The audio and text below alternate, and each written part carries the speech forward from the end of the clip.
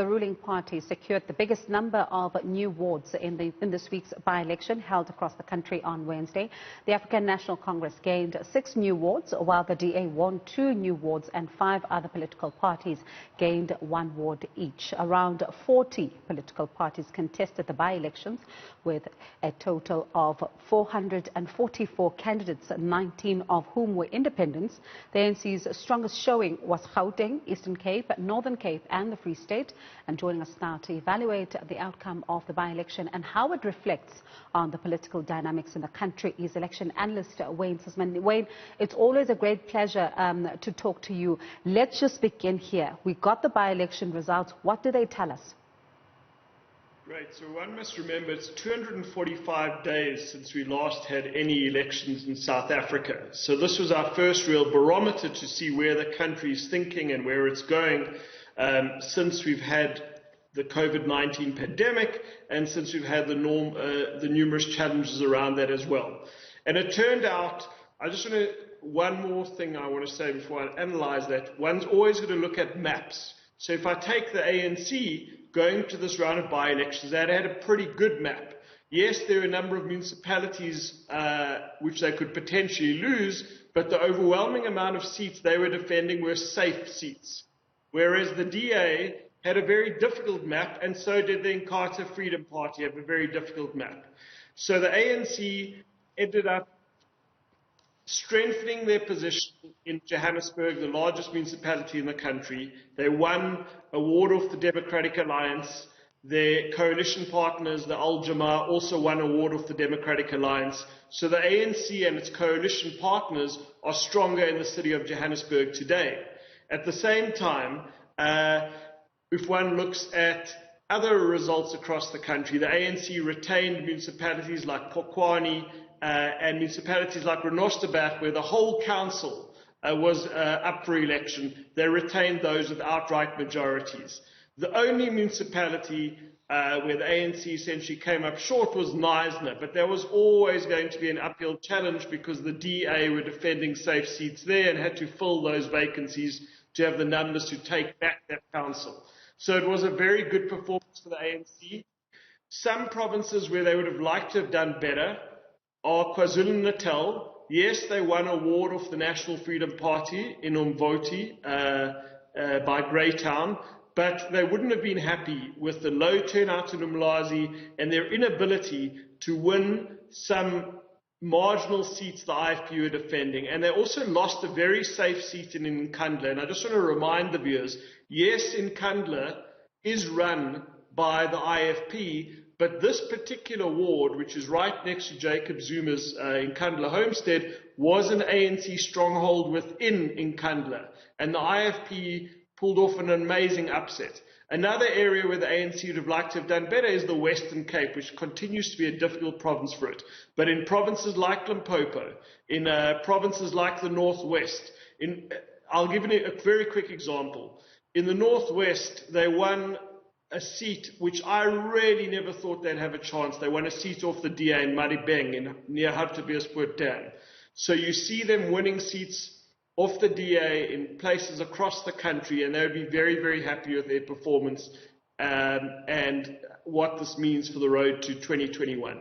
And certainly some people have been talking about the DA and how the honeymoon for their new leader was really short-lived, because them seemingly bleeding some of these, wards that you even talk about. I mean, Madibeng, a lot of people are thinking that they'd still be able to retain it.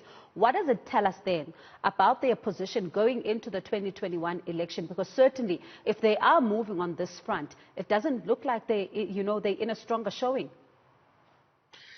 Correct. That's a great question. So simplistically, and I don't like doing broad brushes of analysis, but if one thinks back to the 2016 where the DA had this incredible performance, they were essentially just competing against the ANC. If one goes to the 2019 elections, you see the DA having to contend with the ANC and the Freedom Front on the right.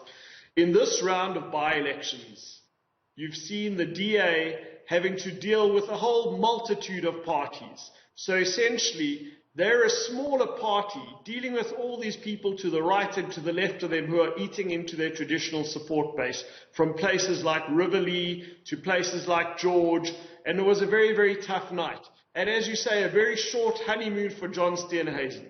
And John Steenhuisen will now have to look at the by-election map. We have another round of by-elections coming up in December, and again the DA have some very tricky wards to defend in Oudtshoorn, and just really convince the activists, convince their voters that they are on the right path, because otherwise it's going to be another difficult night for them on the 9th of December. There was three bits of good news. I spoke about the DA going to probably be taking back the Knysna municipality, which I think will be a morale booster. And they also were able to win 2 wards, one off the ANC in Allowal North and Jamestown in the Eastern Cape, and one in the Free State, in the town of Henneman in the Matjhabeng municipality. And in analysis of that, you can see that they chose very good candidates who are well known in the community and have a record of looking after the needs of the community. So I think the DA, instead of just focusing on social media and on Twitter, should rather study the campaigns of those candidates who won these wards of the ANC and a small local party in the Free State. And when you then look at, one political party that was in, I know that they don't like to say these were coalitions. They say these were arrangements that were made, and this is the EFF, of course. But certainly when we go into next year's election, could we see some of these arrangements, being made? Could we see coalitions? Because you mentioned Oudtshoorn as well, and while the EFF was not there, but that coalition is always a bad example of just how dysfunctional coalitions can be. Correct. So just right now, the DA does have an outright majority in Oudtshoorn, but historically 100% correct that the Oudtshoorn's got a terrible experience with coalitions. And this is the challenge. We are in a more competitive political environment right now. Voters have tons of choices. I think that's a wonderful thing.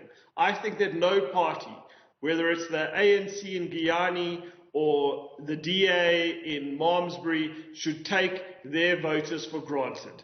If a party gets elected or the IFP in Northern KwaZulu-Natal, no party should take their supporters for granted. And they need to deliver services, and they need to run those municipalities effectively. So with this more competitive political landscape, you're going to see more and more scenarios of coalitions coming to fruition. And I think what the ANC and DA will do in the respective areas where they can rule outright, and in the overwhelming amount of municipalities right now the ANC still does rule outright, is that say, look what happened in the city of Johannesburg. Look what happened in all the major metros where there were coalitions. It was chaos. Vote for us. We'll bring stability. We'll not be held ransom to small parties who have won seats and are single issue parties. So I think on the one hand, as I say, it's a positive, but on the other hand, there are also these negative challenges where coalitions can be unstable, where they can be pulled apart in different directions for not always the most correct reasons. The ISC came out in recent days to call for traditional leaders to help in ramping up voting and also assist as mediators sometimes, between political parties. Is this a wise move, particularly looking at how, some of the emotions have really been heightened even on election day itself? We saw some communities saying they're not going to go into those polling stations. Correct. I'm going to come back to the traditional leaders component now of your question, but you could see, and that's very worrying for me, a low turnout. Mfuleni, there was a very low turnout. Umlazi in KwaZulu-Natal. And we cannot allow a situation to develop in this country where registered voters just feel that voting is a waste of time, whether that's on a local level or a provincial level or a national level.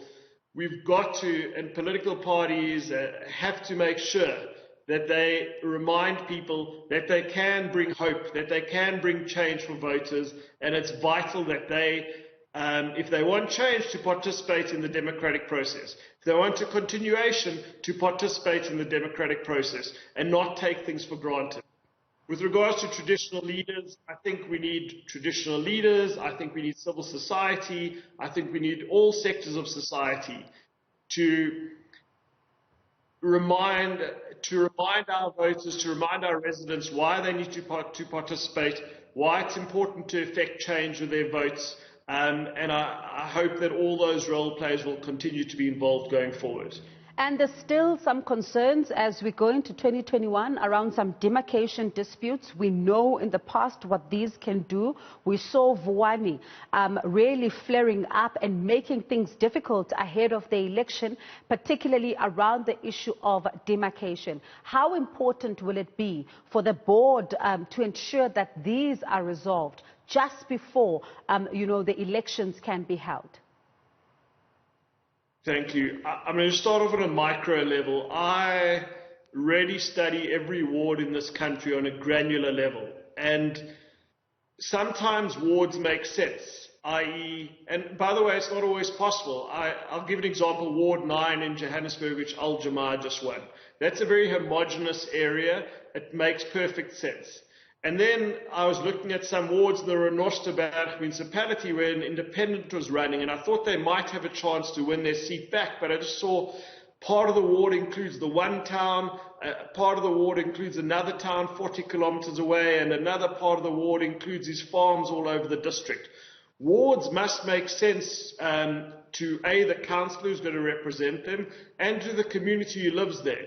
And I know the Municipal Demarcation Board does work very, very hard on this.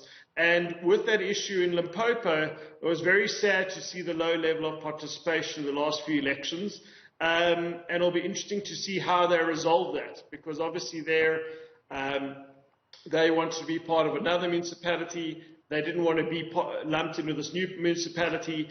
And citizens and residents need to be part of these processes, that their municipal boundaries, that their municipalities make sense, that it's something tangible. And by the way, and I'm going to allow me to go off on a tangent, back to elections, I looked at very interesting data coming out of the Tsansibani municipality in Postmansberg in the Northern Cape, where the ANC were defending a very safe seat in the Boitshoko township.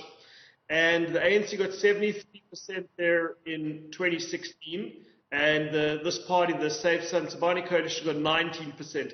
In this particular by-election, the results are very close. And one of the things the Safe Tsansibani coalition said is, we have Tsansibani solutions for Tsansibani. We don't need big parties or other actors or government to tell us from Kimberley or Johannesburg how to sort out our municipality or to sort out our communities.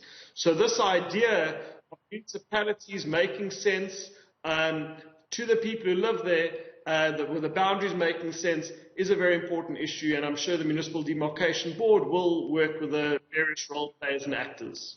Wayne, thank you so much for your time tonight. Certainly, a great pleasure to really be able to pick your brain and get a sense, because I know you look at all these wards and at a granular level and you know all of the issues. Thank you so much for your time tonight. Certainly do appreciate it. That's elections analyst Wayne Sussman. And coming up